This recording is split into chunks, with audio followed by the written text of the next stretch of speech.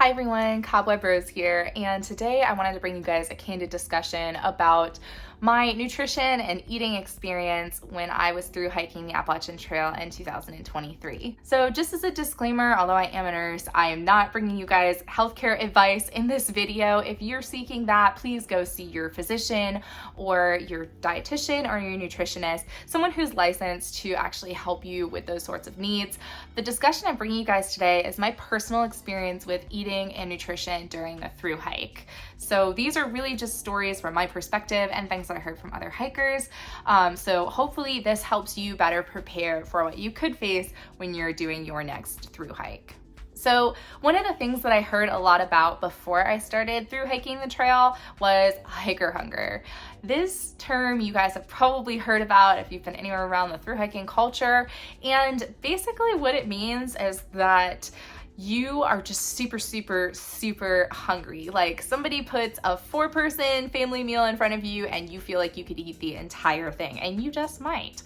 A lot of hikers do get hiker hunger where they're super hungry and they can eat large volumes of food. It doesn't really matter what kind of food it is. Like they can eat a whole pizza by themselves and drink a 2-liter of soda and then, 2 hours later go out for ice cream. And a lot of through hikers do get hiker hunger, but a lot of the things that I heard about it weren't necessarily true. For example, the idea that all through hikers get hiker hunger is completely false because when I was on trail in 2023, I could probably count the number of times on one hand that I genuinely had hiker hunger. And a few of those were in the South when I was first starting out the hike, I think around Tennessee, Virginia area, where I felt like I could eat a big meal and feel satisfied for a few hours and then go and eat snacks or ice cream afterwards.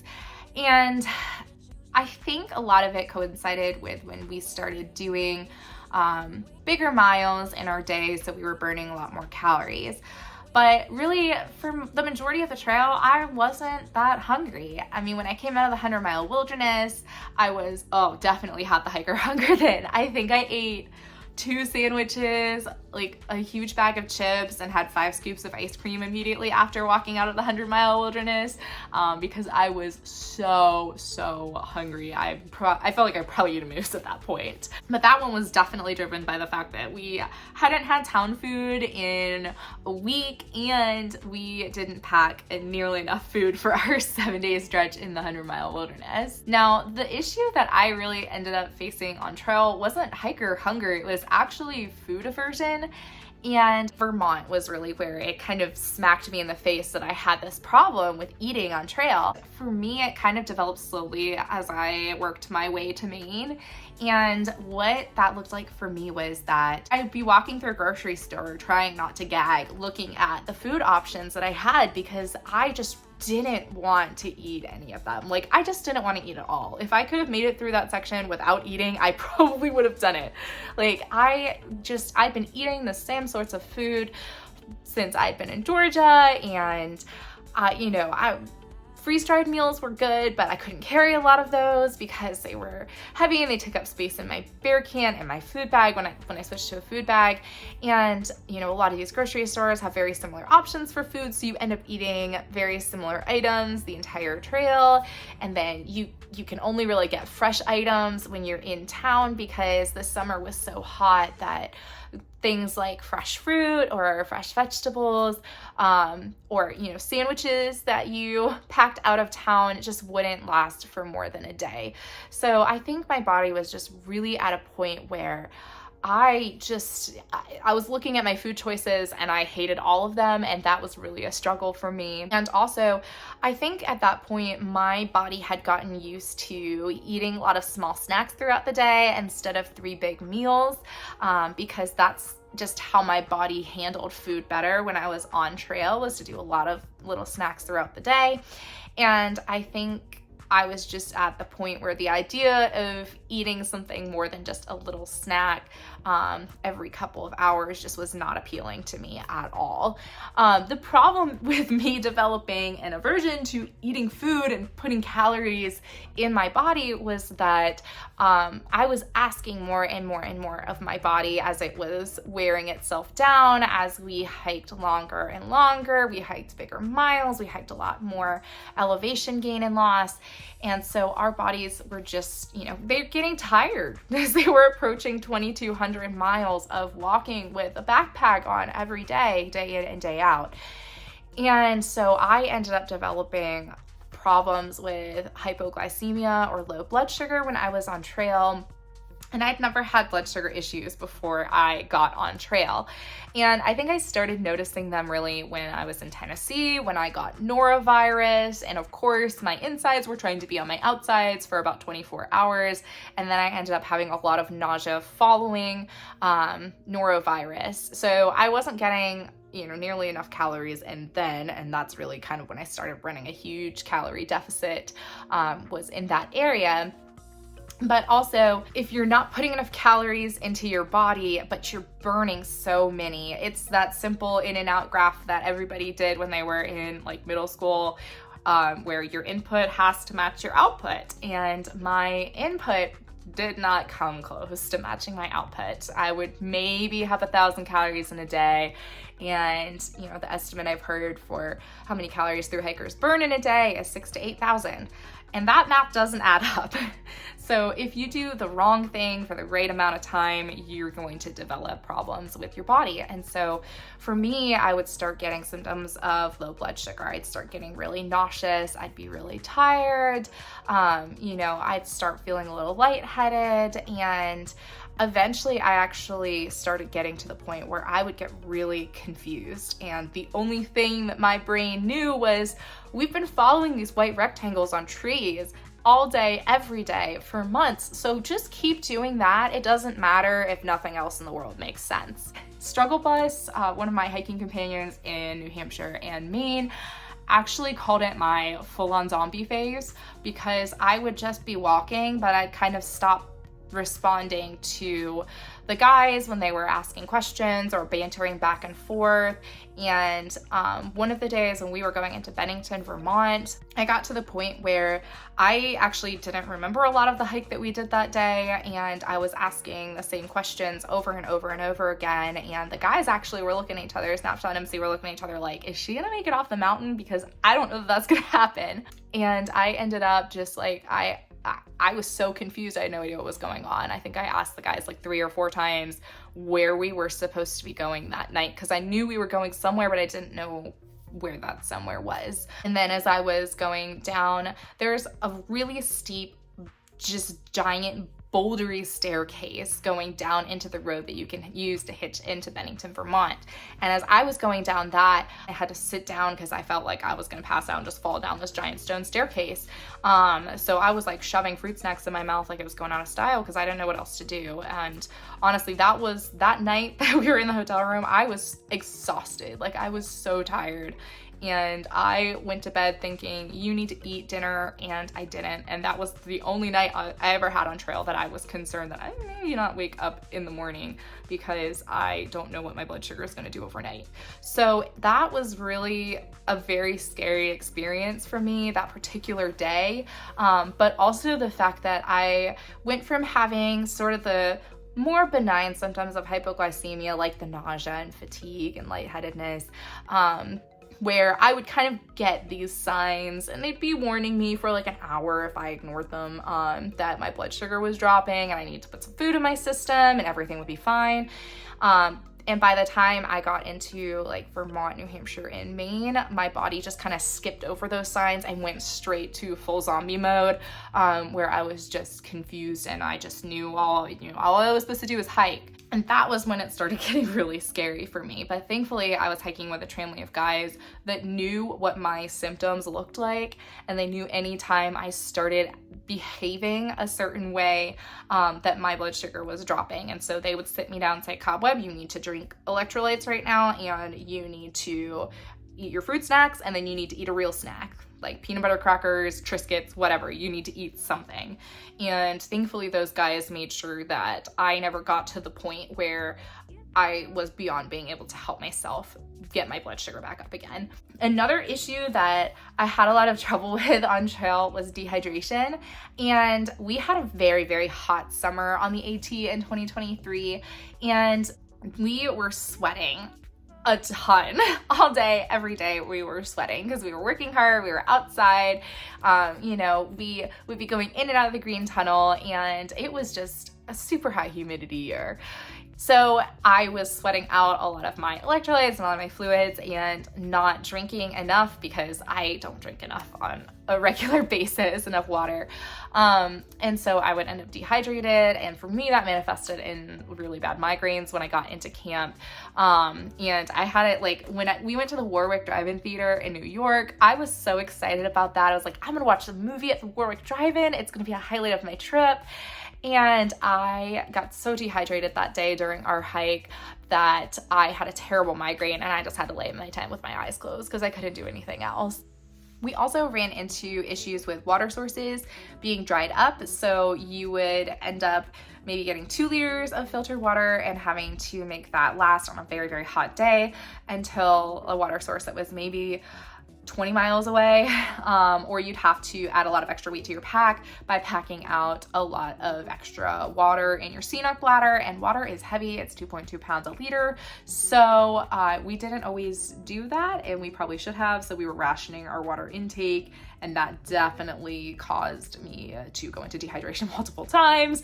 So make sure you guys are drinking enough water when you're on trail. And if you start noticing that you're having issues with low blood sugar, make sure you're packing snacks that have quick sugars in them, and then also snacks that will sustain you a little while longer. Things like complex carb items, like for me it was Triscuits, would really help my blood sugar. So keep a lookout for those 2 things when you guys are on trail, because that was something that I really struggled with, but it doesn't mean that that's going to be something that you struggle with. I noticed when I was on trail that I tended more towards not wanting to eat 3 big meals. I would usually eat breakfast, like a little muffin or something for breakfast, and then I'd have a mid-morning snack, and then we'd have pre-lunch, and then like second breakfast or pre-lunch, and then we'd have lunch, but it wouldn't be a big traditional like, oh, let's eat a sub sandwich sort of lunch.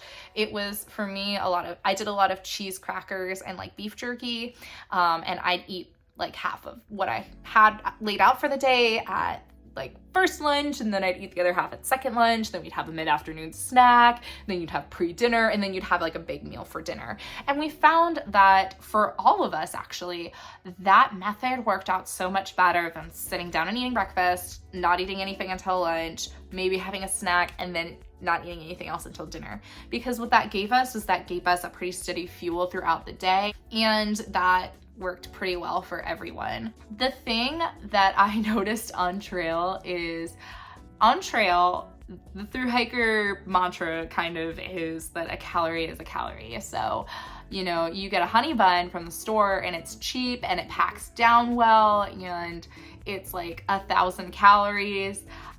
People really liked the honey buns, they were like, oh, I'll just pack a bunch of honey buns because that's 1,000 calories. Like, that's a good amount. The problem is like things like honey buns or chips, like they don't really fill you up. Like, yes, they're calories, but they're not necessarily usable calories. So when you're in town, a calorie is a calorie. Eat a giant burger, have a huge milkshake with it, like eat a bunch of fries, go get ice cream later. Like, just fuel your body, because your body's gonna use it, and it probably needed all those calories anyway. But when you're on trail, eating a honey bun versus eating like a tortilla with like peanut butter and honey, like the tortilla with peanut butter and honey is not necessarily as many calories, but it's probably gonna fill you up better and help you fuel your hike a lot better. Even though a calorie is a calorie when it comes to eating town food, calories are not equal when you're on trail. Like, I knew people who went to the store and got a Betty Crocker tub of icing and ate that because it was thousands of calories, and they could just eat it with a spoon. I think that's disgusting. It made my teeth hurt to think about it. But that's not as good a fuel for your body as packing out other options. Does that make sense? All calories are not equal. That's what I'm trying to say. Any rate, so another thing that I noticed on trail was that men and women lose weight differently. So a lot of the guys that I knew, when they started their thru hike, they started a certain weight, and within the first like month, they had lost between 10 and 30 pounds each. And this was the weight loss pattern for most of the guys I knew. They would just drop weight right at the beginning of the trail and then kind of even out for the rest of the trail. Most of the women I knew though didn't do that. And that pattern held true for me too. So when I started out the trail, I was 155.4 pounds. My first weigh-in at 110 miles, I had gained almost a full pound. And that was because my body was converting fat to muscle, and muscle weighs a lot more than fat does. I kind of lost a little bit of weight in the middle of the trail, by May, I was down to 149 pounds. By June, I was down to 147 pounds. By August, I was down to 138 pounds. And then in September, I dropped down to 137 pounds. And that was right before I went into the 100-mile wilderness. When I exited the 100-mile wilderness, I lost 3 more pounds just in that 1 week because I didn't have enough fuel for my body during that week. So I actually ended the trail at 134 pounds. So I lost almost, I think it was 22 pounds throughout my hike. And most of the women I knew didn't really lose any more than 25 pounds during their entire hike. And a lot of their weight loss was very gradual throughout the hike, potentially with more on the back end, because I noticed I did lose a lot more weight when I was in the Northeast, when I told you guys I had a food aversion and just did not want to eat anything and definitely was not eating enough. So that's just something to bear in mind. Women just lose weight differently than men do, and there's nothing wrong with that. And there's also nothing wrong with gaining some weight, especially in the beginning, because it means your body's gaining that muscle that it needs to be able to fuel you for the rest of the trip. So I actually went from being a size 10 women's to a size 4 by the end of the trip, and that is roughly translated from being a medium, almost a large, to a small, extra small. I had to ask my husband to send me a lot of new, smaller clothes as we went throughout the trip, and I had to purchase new underwear a couple of times just because I was shrinking out of everything. Now, one other thing that I want to tell you guys about is the mental toll that food and nutrition and eating took on me during the trail.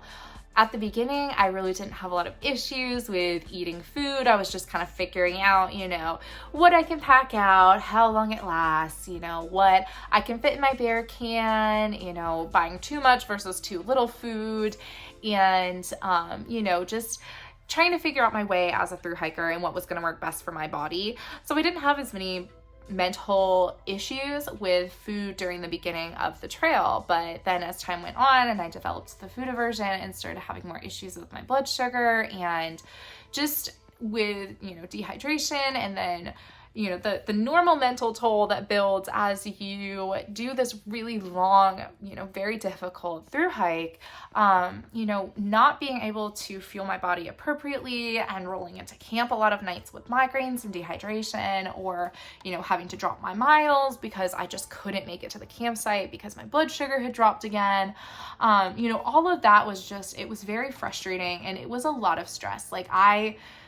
I did some grocery store resupplies where I had to hold myself back from having panic attacks. I got myself a stress ball to squish while I was going through the store shopping, because I was I don't know how to fuel my body, and if I can't figure this out, I'm gonna have to get off trail because my body just won't be able to finish the thru hike without the appropriate nutrition. So all of that it was a lot of extra stress on my body, and it was very mentally difficult for me, trying to pick the right fuels for my body, and trying to make sure that I could make it all the way to Maine. You guys who watched my thru hike in full will know that the one food I never was averse to was ice cream. And I don't know why that was one thing my body picked to love, but anytime I was in town, I had to have ice cream. Half-gallon challenge in Pennsylvania, no problem. I had an ice cream bar later that night after eating a half-gallon for my lunch, basically. And, I never checked how much ice cream I was eating, because that was one of those all calories are not created equal, but in this case, a calorie is a calorie for my body. Sort of situations. And no, I don't still eat that much ice cream, because that's the number one question I've got since getting off trail. Does she still eat that much ice cream? No, guys, I don't. But it was one of those things that I knew I could eat if I got it, and it did offer some manner of nutrition for my body. So you're probably gonna find that one thing that you really want when you get into town. For a lot of people, that's beer and pizza. For other people, that's burgers. I craved a lot of burgers on trail, and I'm not normally a burger person. What I found too was, if your body is craving something when you roll into town, whether that's orange juice or a burger or a salad. I craved a lot of salads on trail too.